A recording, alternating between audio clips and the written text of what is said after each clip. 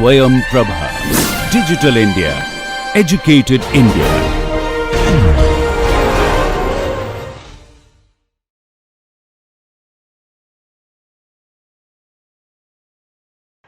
Now we move on to the next distribution, which is a Weibull distribution. Weibull distribution is named after a Swedish physicist, Vallody Weibull. In 1939, he first time demonstrated that a distribution that can represent the distribution of breaking strength of material, and he must have got so excited with his discovery or his this particular finding of the distribution that he wrote a paper in 1951 which titles A Statistical Distribution of Wide Applicability. I have given the reference and I strongly recommend that everyone should go through this paper, because it is a very interesting account of how the physical phenomena can be looked into and can be used to derive the statistical distribution. It is a very beautiful distribution, about 2 paragraphs of it, but very inspiring and very interesting. In this paper he said that not just the breaking strength of the material in terms of yield strength of Beaufort steel or fatigue life of another steel ST37, he even found that the fiber strength of the Indian cotton, height of the male born in British Isles. He also found certain length of a certain beans which were produced in a certain farm. All of them tend to follow Weibull distribution. It appears that Rosen and Remmler had in 1933 had also come up with a very similar distribution in connection with particle size distribution. However, the distribution became very more known or more popular when Weibull put it forward in his 1951 paper, and it has been heavily referred. Once again I say that I strongly suggest that you please go through this. I have given the full reference of this paper. Please go through this paper. It is a very interesting account of how the distribution is derived. So, if x is a positive random variable and it has a PDF that looks like this, then it is said to follow Weibull distribution. Here we have 2 parameters, C and alpha. C is called a shape parameter and alpha is called a scale parameter. And the cumulative distribution function has much easier expression, which is given here, which is 1 minus exponential of minus alpha x over alpha to the power c. And the notation is generally used as x is distributed as Weibull, alpha and c. First comes the scale parameter and then comes the shape parameter. Please look at this particular expression and note that if you take double log of this CDF, you will have a linear relationship between C and rather log C and alpha, and you will be C and log alpha, and this will be one of the ways of estimating the parameters when we come to that. So, we will discuss it in more details at that time. Again I have taken some plots of Weibull distribution from Wikipedia. Please remember here the notation is slightly different. The scale parameter is given as lambda and the shape parameter is given as k, and here again for different shape parameters the distributions are shown, and please note that this distribution is not just skewed, but it can be skewed in either direction. That is the beauty of Weibull distribution. It can be skewed in either direction. So, here you see a kind of an exponential graph here, you see another distribution which is very typically a right skewed distribution. this one, this is for shape parameter is equal to 1.5, this is another skewed right skewed distribution. However, when you take k is equal to 5, as such it looks like a symmetric curve, but notice the tails and you realize that now it is becoming slowly the left skewed distribution, the longer tail is coming on the left side. That is the beauty of Weibull distribution. In log normal distribution, only if the data is positively skewed you can fit the data, but Weibull gives you an open field that any data which may be skewed or may have an exponential kind of expression can also be covered as a Weibull distribution, can also be modeled as a Weibull distribution. Weibull distribution also has its variant called 3 parameter Weibull distribution in exactly the same manner as in the log normal distribution. So, there is a location parameter psi, and of course psi is greater than 0, and the variable for random variable x greater than psi, this is the expression of PDF. You please recall that the expression only changes that x has been replaced by x minus psi in all the places, and the CDF is also generated in the same way. And in this situation the notation is x is distributed as Weibull, psi, alpha, c. It means that location, scale and shape. How does the 3 parameter Weibull differ? This is a 2 parameter Weibull because I have a psi is equal to 0 and here I have taken psi is equal to 1. You can see that since I have taken the shape parameter to be 8, it is left skewed distribution and it simply shifts its location from, instead of starting from 0, I can say that the x greater than 0. So, x starts from 0 onwards, here it starts 1 onwards, otherwise it has simply shifted. I also want to tell you from the graph that as the value of shape parameter increases, the shape changes from the right skewness to the left skewness. So, here also I have very specifically showed a left skewed distribution arising out of Weibull, and how it shifts, it is actually a location, it shifts the location of the distribution. Now, there is one distribution, exponential distribution, which is very special case of Weibull distribution, where the shape parameter is 1. You please recall shape parameter 1, the red color distribution is represented, is a special distribution, it is called exponential distribution.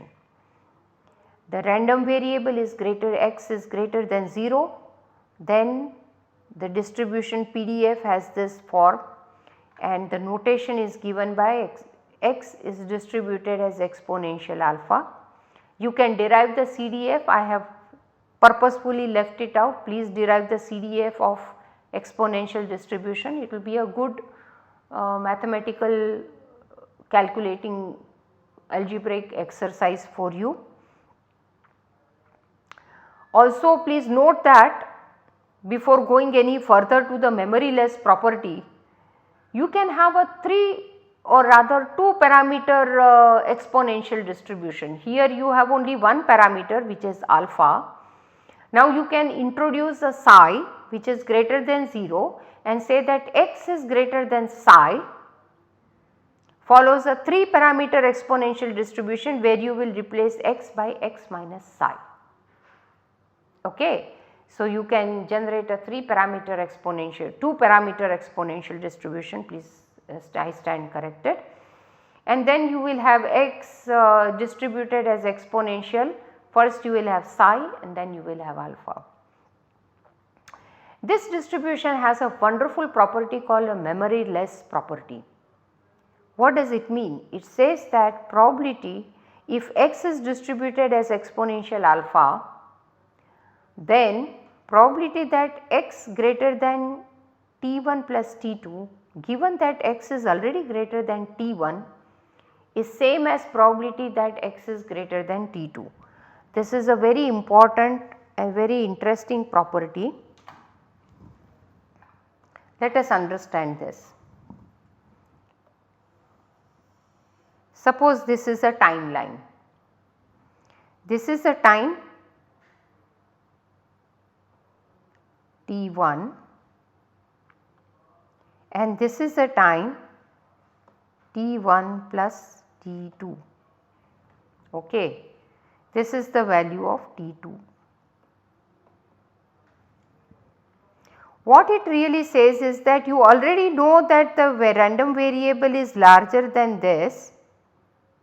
Then if you try to find out that the random variable is larger than this, given that it is already larger than that, only means that it is beyond the time T2. What it has done in this range, it has already gone beyond the T1, it has forgotten. It only remembers that it has gone further T2 time, that is all it says. So, this is called that it has forgotten the memory that it was already larger than T1, but now it only considers itself as larger than T2. This proof also I leave it to all of you to consider it. It is a very interesting proof, you should try it, it is not very difficult. So, with this let us summarize what we did today. We considered all the distribution with the random variable which takes on only positive values. Why did we do that? Because in material science and metallurgical engineering, most of the data we encounter is positive in nature. You can assume normality and carry out the inference, but at times you encounter certain absurdity in your results, and that is likely to arise because you have considered a distribution which is supposed to have its random variable coming from both positive and negative side, while in reality you have got the random variable which is only positive. So, we have introduced specifically distributions which have a great applications in the field of metallurgy and material science, and it takes on a positive value. So, we introduced two distributions of this nature, log normal distribution, 2 parameter and 3 parameter distribution, Weibull distribution also 2 parameter and 3 parameter, and then exponential distribution as a special case of Weibull distribution. I would like to let every one of you know that these are not the only two distributions useful to with having a positive random variable and useful to metallurgy and material science. There are many such distributions. One of them is Birnbaum-Saunders distribution, there is a gamma distribution, there is a beta distribution, there are many such distributions. But right now we have introduced most commonly useful distribution in the field of material science and metallurgical engineering. With this we complete the sessions on introducing the special random variables. We can have a quick look at it. We started off by saying that there is a random variable which is a function from the probability space to a real line, and then for such a random variable we talked about its expected value, its variance, etc. Then we introduced the special random variables which take on very special distribution.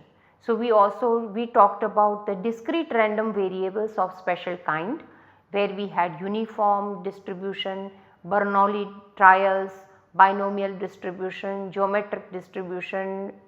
We also had a negative binomial distribution, hypergeometric distribution, and all of this we showed through 3D AP-FIM and other examples that they are all useful to us in the field of metallurgy and material science. Then we came to the continuous distribution, in which we talked about the continuous uniform distribution, and we showed that in random number generation it plays a very central role. Then we introduced normal distribution. We had a long discussion on normal distribution because through central limit theorem we saw that it is largely all pervading distribution if you have a large amount of data. We also got introduced to derivatives of normal distribution such as chi-square distribution, T distribution and F distribution. We have not seen the applications of it directly, but it is a preparation for the future work that we are going to do in estimation of parameters and testing of hypothesis. Then of course we talked about the central limit theorem, and then we introduced ourselves to the distributions which are useful to the metallurgical engineering and material science, because most of the time random variable takes on up only positive values. We introduced the commonly used such distribution as log normal distribution, Weibull distribution, and we introduce exponential distribution, which is a memoryless property, as a special case of Weibull distribution. Today we are going to cover the session on what is called probability plots. I believe you all of have experienced it or have played with it and experimented with it during the R sessions with Professor Gururajan on descriptive statistics. But now the time has come to formally introduce it to you as to what these plots are and what different kinds of plots are available. So first let us review what we have done in the past. We introduced random variable as a real valued function with a probability space as its domain. Then we introduced expectation of this random variable, and we also introduced certain special random variables which have specific models of distribution. So we introduced two kinds.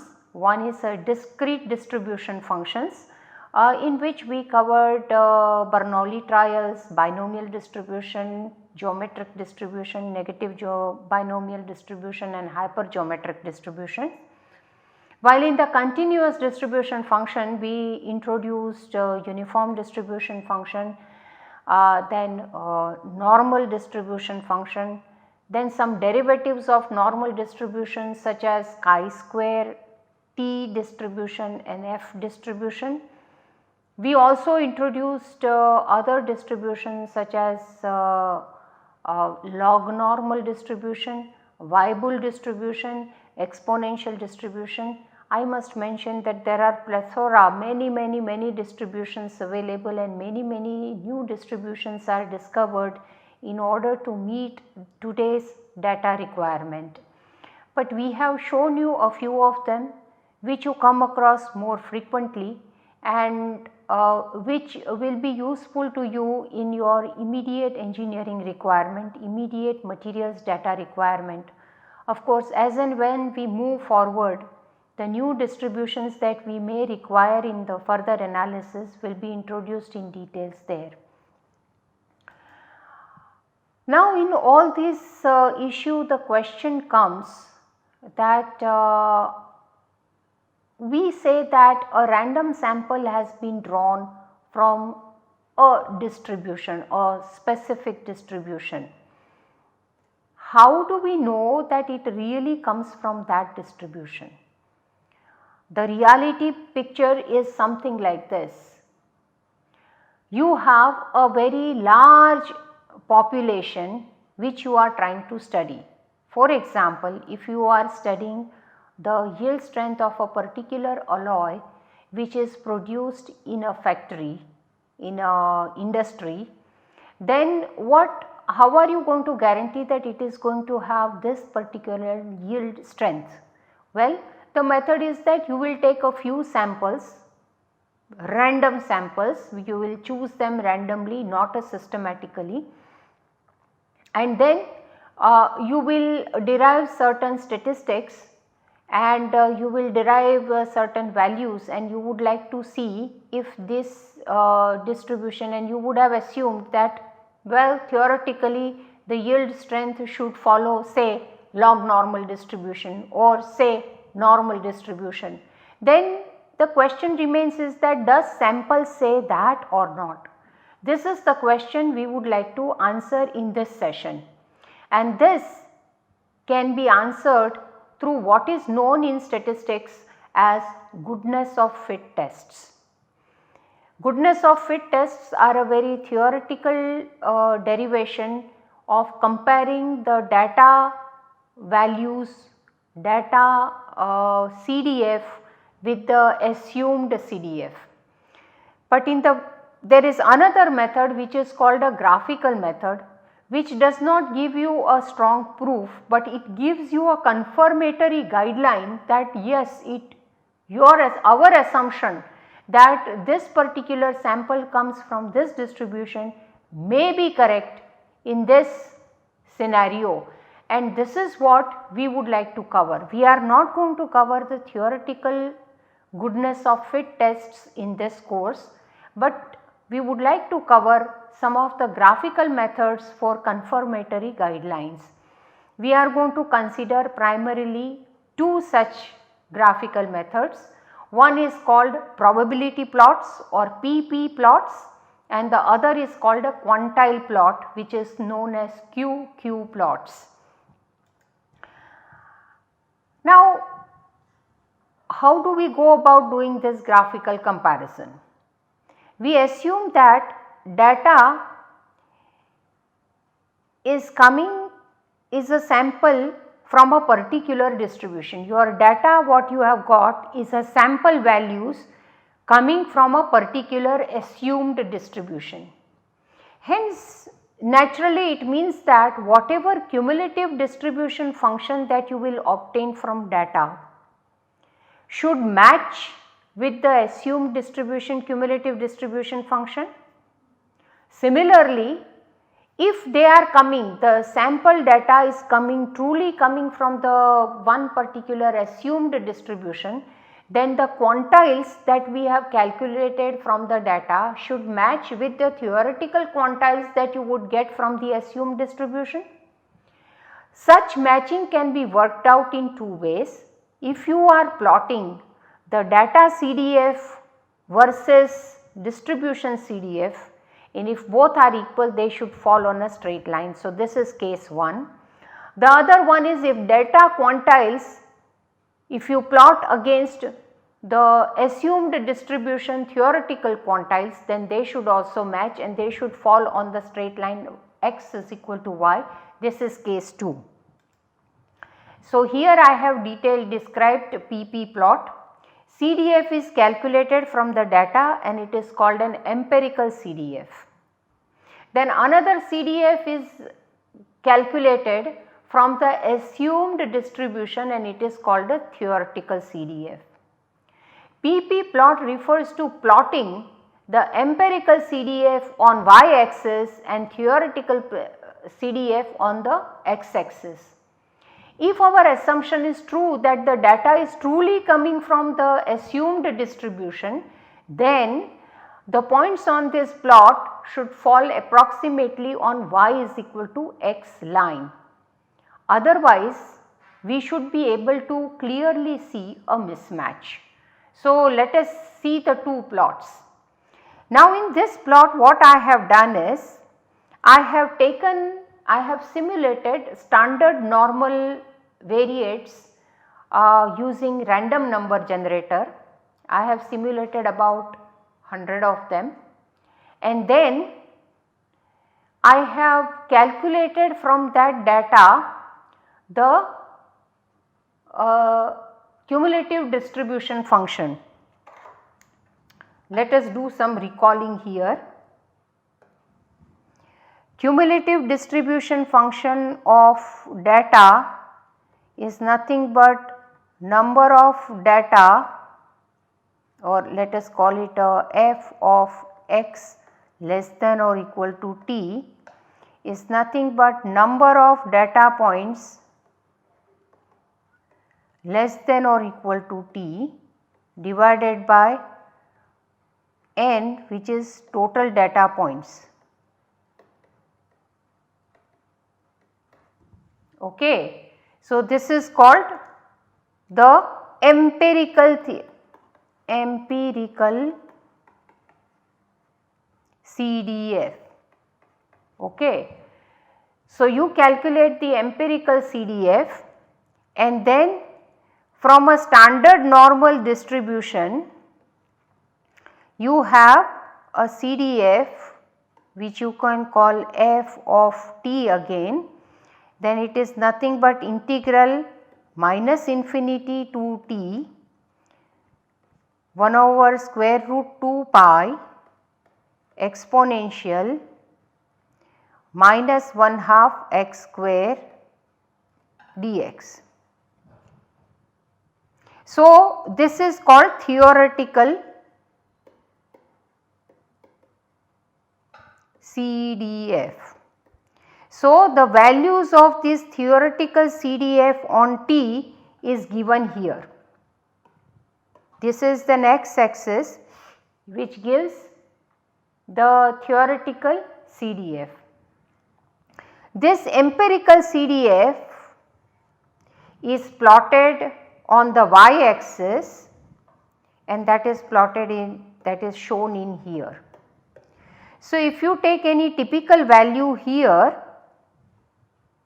this says that theoretical CDF which is in here, this is your theoretical CDF value and this is your empirical CDF value. So, this is how all these points are plotted. And now what we say is that if your assumed distribution is the correct distribution for the data, that is your data truly comes from the standard normal distribution, which in this case we know because we have generated it randomly, you can see that it should fall on the line, this is y is equal to x line. So, it should fall approximately on y is equal to x line and you can see that these points are falling and therefore, it says that okay, it confirms graphically that the data points seem to be coming from the standard normal distribution. Let us take the case of mismatch, because sometimes we understand only when we see the matching, but more we understand if we see the mismatch. Now here we go. Here I have generated a log normal data by random number generator. So, I have a log normal data generated from the random number generator, and I am assuming that the data is actually coming from a Weibull distribution.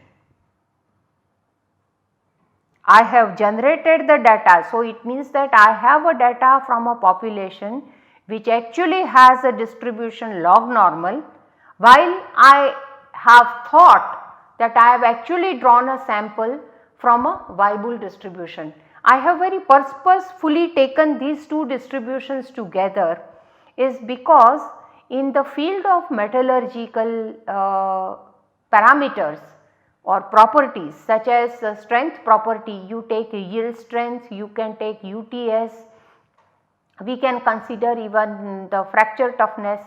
There is always a question which distribution is closer, and the two competitive distributions for all the strength property of the material is log normal and Weibull.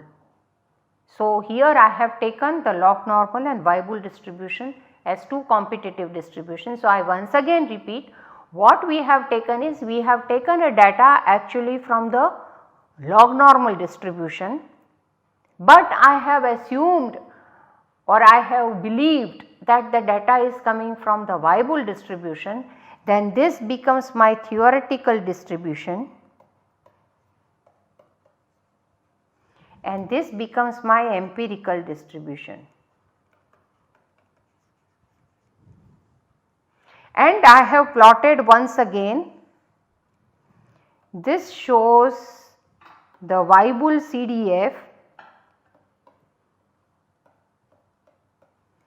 and this shows the empirical log normal CDF.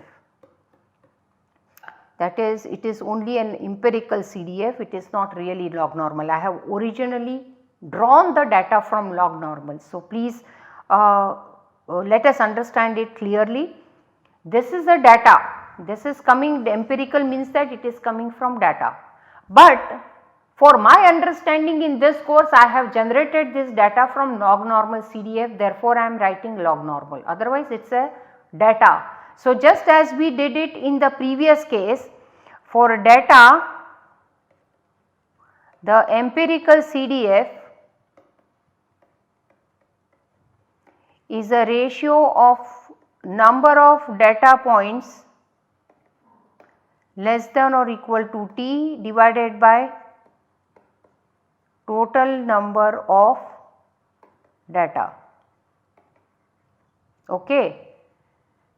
So, this is your empirical CDF for value t, and then this is a Weibull CDF which I call a, this is calculated from the Weibull CDF distribution function and I call it a Weibull CDF.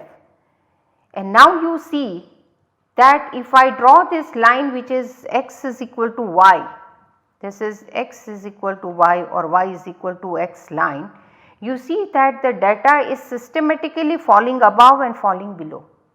There is no random behavior, I mean it is not an error difference as it happened in the previous case.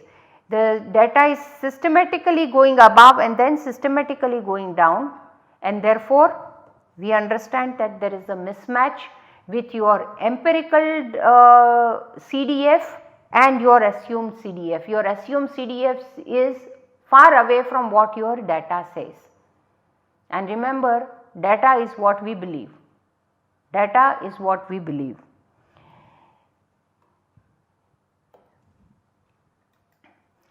Now let us understand the QQ plot. Here again, like CDF, we take the quantiles of empirical distribution and we plot it against the quantiles of theoretical distributions. Okay. You please recall what is quantile.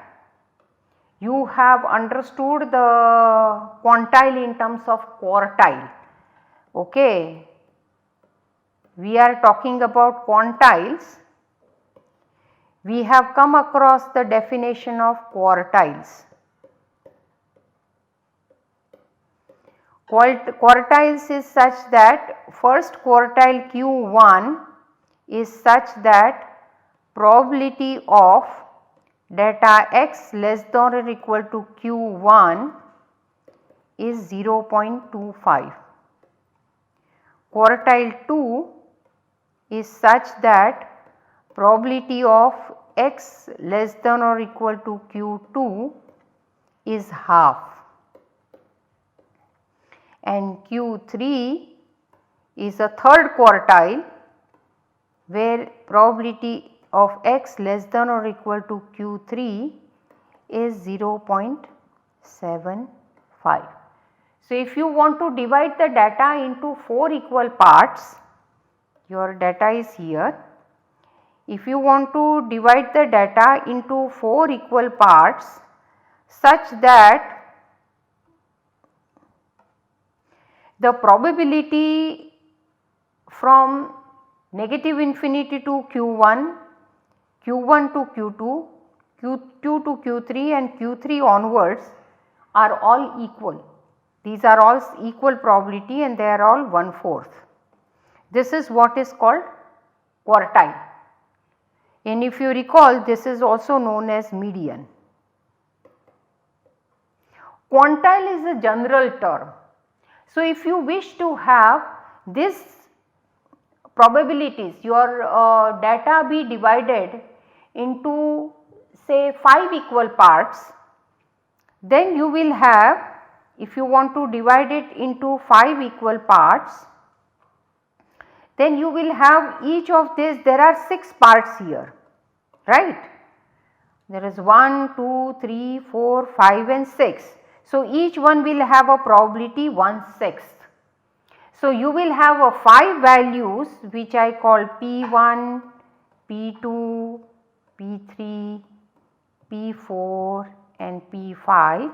Then this will be called pentile.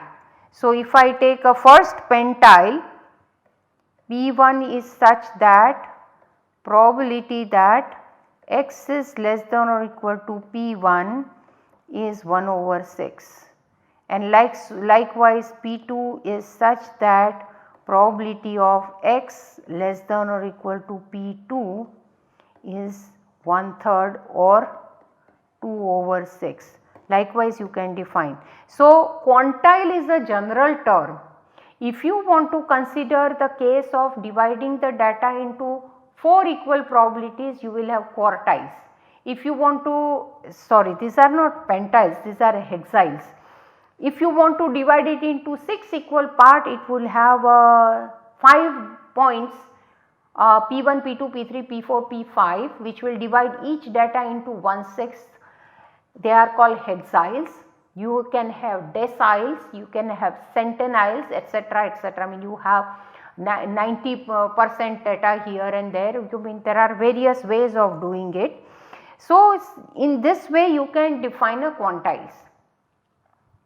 In the example which I am going to show that there is a matching and there is a mismatch, I am going to consider deciles.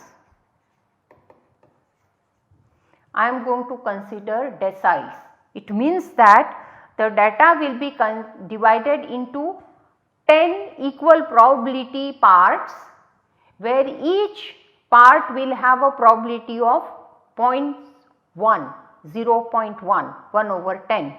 And when I define like this, you remember it is a cumulative probability that I am defining. So, I am defining all the values here below this, and therefore it becomes 2 times 1 over 6. Okay. So, let us see the plots now. So, if you look at the plot, again I have taken the same standard normal variates generate data generated by using random number generator, and I have calculated their deciles. So, there are there are 1, 2, 3, 4, 5, 6, 7, 8 and 9 points. Remember, if it is a decile, you are bringing it into 10 parts, there will be 9 quantiles, 9 deciles. Okay. And these 9 deciles I have plotted. If you take any typical one, okay. If you take any typical one, this shows the data decile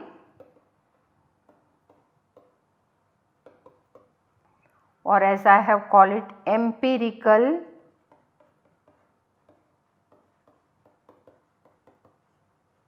quantiles, and this is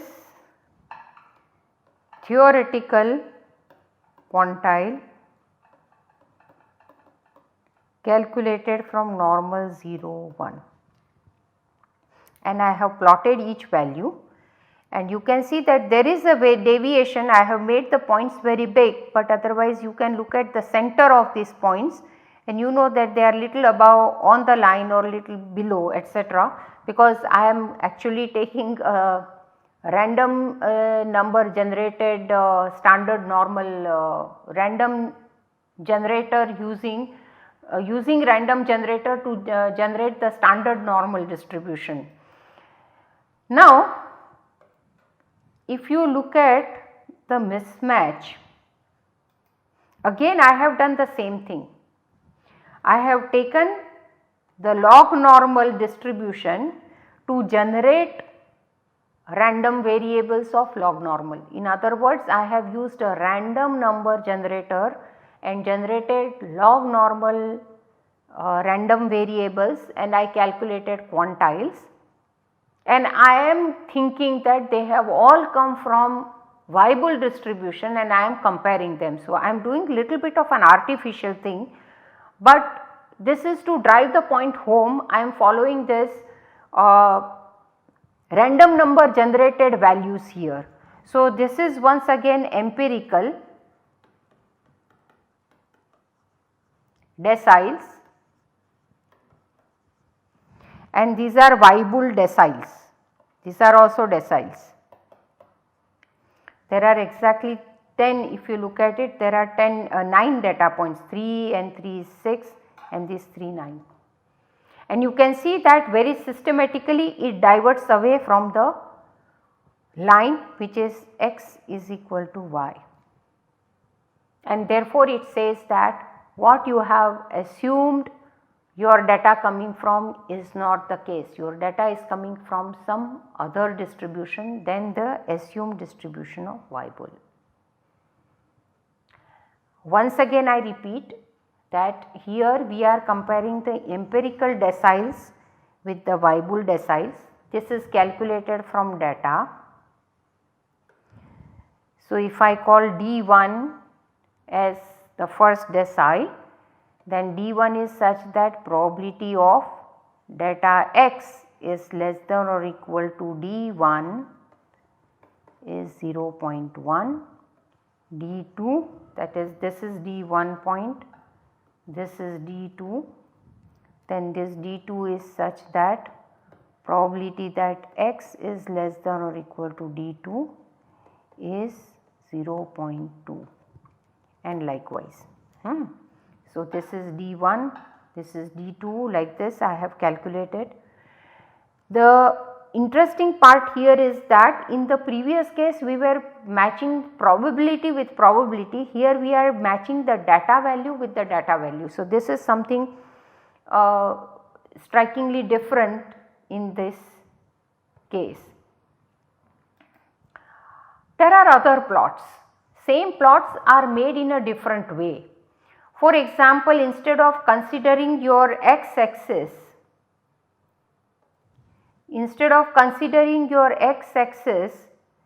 as the actual quantiles or actual CDF and y axis also as CDF, it says that you take y axis, x axis as the data values. So, x axis becomes the data values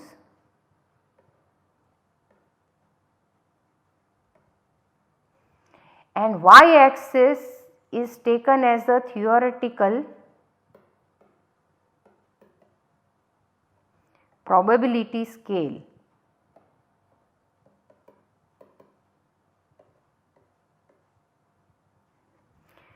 There are, when the computers were not so common, when we studied statistics, there used to be normal probability scale paper available in the market and Weibull probability scale paper available in market. Now you do not need, as you have done it in the R exercise, you can very easily give a command as to what should be your y axis, what theoretical probability scale you want, and then it plots the data values against the theoretical probability value, and again the matching has to be at x is equal to y. So, x is in the usual numeric scale showing the data, probability values are plotted against the value of random variables that it takes, and here also it falls on a y is equal to x line. So, the exercise that you might have done in the descriptive statistics R sessions are largely using the probability scale as one of the y axis and x as a data axis. So, let us summarize what we discussed today. We talked about graphical methods to check if the distributional assumptions made on the data are matching or not matching. If you plot an empirical CDF against the theoretical CDF, it is called a PP plot. If you plot a data quantiles against the theoretical quantiles, then it is called a QQ plot. The same comparison can be made by plotting empirical CDF on the you can plot the empirical CDF using a probability plot papers, and this probability papers I do not know if the market anymore sells it, but at least you can have it easily on any software package that does the statistical analysis. In particular, R has this facility. In all the above cases, it is a matching. If it matches x is equal to y line, if there is a mismatch, then that is called a indicate a mismatch with your assumption and where the data comes from. Thank you.